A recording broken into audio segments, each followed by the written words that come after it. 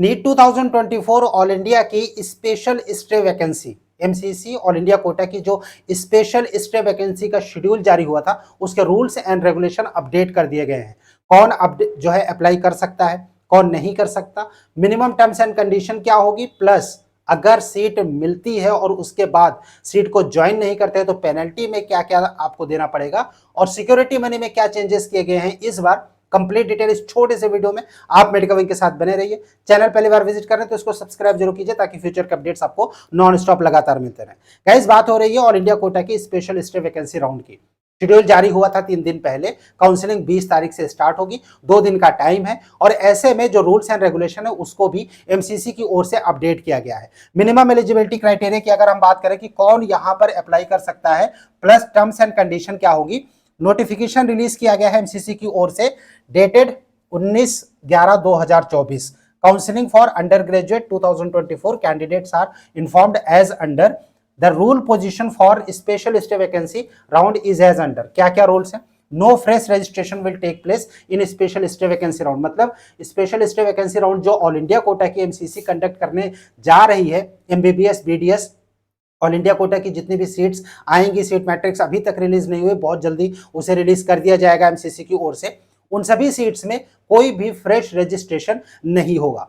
ऐसे कैंडिडेट जिन्होंने पहले अप्लाई कर रखा है और पहले फीस पेमेंट कर रखा है, सिर्फ वही अप्लाई कर पाएंगे।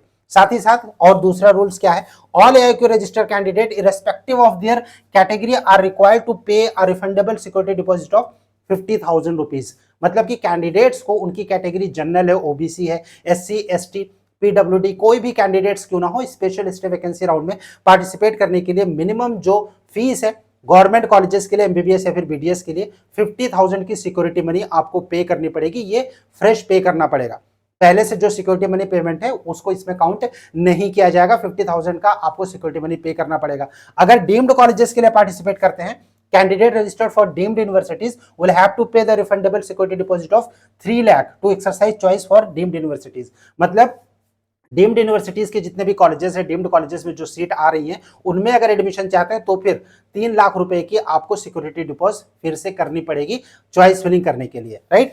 इसके अलावा रिफंडेबल सिक्योरिटी डिपॉजिट जो है, जो कैंडिडेट ज्वाइन नहीं करेंगे, राइट, यानी स्पेशल स्टे वैकेंसी राउंड में सीट अलॉटमेंट हो गया और उसके बाद अगर ज्वाइन नहीं करते तो ऐसे कैंडिडेट की जो सिक्योरिटी मनी है वो फोरफीट कर ली जाएगी। साथ ही साथ नीट 2025 का जो एग्जामिनेशन होगा उसमें ऐसे कैंडिडेट्स को बैठने नहीं दिया जाएगा जिनको की सीट अलॉटमेंट होती है इस राउंड में और वो वहां पर एडमिशन नहीं लेते। उस केस में candidates who will be allotted seats, जिनको भी स्पेशल स्टे वैकेंसी राउंड में सीट्स मिलेगा, उनको अपने सारे ओरिजिनल डॉक्यूमेंट्स के साथ में कॉलेज में रिपोर्टिंग करनी पड़ेगी, वहां पर उनको जाके ज्वाइन करना पड़ेगा। इसके अलावा अगर हम बात करें, candidates participating special stay vacancy round will have to furnish an undertaking. Undertaking देना पड़ेगा। अंडरटेकिंग कैसे देना है, जो ऑनलाइन अप्लाई करेंगे, चॉइस फिलिंग करते समय ऐसे कैंडिडेट जिन्होंने पहले से रजिस्ट्रेशन कर रखा है, उनको कोई भी कॉलेज सीट नहीं मिली है, राइट, जो कि पार्टिसिपेट करेंगे, उनको एक अंडरटेकिंग देनी पड़ेगी। अंडरटेकिंग में साफ साफ लिखा है कि अगर हमको सीट मिलती है और उसके बाद अगर हम सीट नहीं लेते हैं ऑल इंडिया कोटा के थ्रू, डीम्ड या फिर बाकी के जो गवर्नमेंट कॉलेज जहां पर भी सीट आनी है उन पे अगर अलॉटमेंट होता है, सीट नहीं लेते तो उस केस में 2025 के नीट एग्जामिनेशन से एक तो डिबार कर दिया जाएगा, साथ ही साथ कोई भी लीगल एक्शन अगर कॉम्पिटेंट अथॉरिटी लेना चाहती है तो फिर वो लीगल एक्शन ले सकती है उस कैंडिडेट के खिलाफ। ऐसा कैंडिडेट को अंडरटेकिंग के तौर पे ऑनलाइन ही सबमिट करना पड़ेगा। एलिजिबिलिटी की अगर हम बात करें कि कौन एलिजिबल है, candidates previously registered on MCC portal and have completed the payment of fees. ऐसे कैंडिडेट जिन्होंने पहले से रजिस्ट्रेशन एमसीसी पर कर रखा है, फीस का पेमेंट कर रखा है, राइट, वो कैंडिडेट अप्लाई कर सकते हैं। ऐसे कैंडिडेट जिनको की अलॉटमेंट कहीं पर भी ना हुआ हो, अभी तक उनका एडमिशन ना हुआ हो ऑल इंडिया कोटा से या फिर स्टेट कोटा से, प्राइवेट या फिर गवर्नमेंट मेडिकल कॉलेज या फिर डेंटल कॉलेज में, ऐसे ही कैंडिडेट अप्लाई कर पाएंगे जिनको कॉलेज मिल चुका था, राइट, जो थर्ड राउंड के बाद एग्जिट हुए, फोर्थ राउंड के बाद एग्जिट हुए सिक्योरिटी फोरफीट करा के, वो सब भी पार्टिसिपेट नहीं कर पाएंगे।